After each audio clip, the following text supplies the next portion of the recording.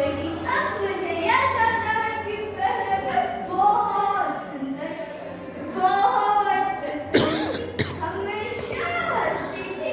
मुझे अब भी याद है, मैं तुम्हारी माँ सुंदर क्यों ना होती, मुझे तो सुंदर होना ही था, क्योंकि बीते जमाने में आप लोग ही तो अपनी माँ के रखवाले थे।